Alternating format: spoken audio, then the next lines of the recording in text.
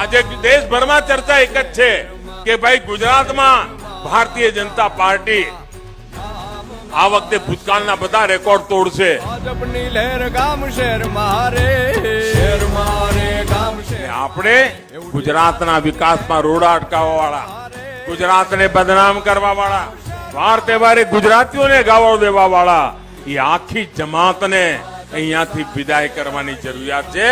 ગુજરાત છે મક્કમ. બધા હાથ ઊંચો કરીને કોઈ એક કામ કહું તમને. આ વખતે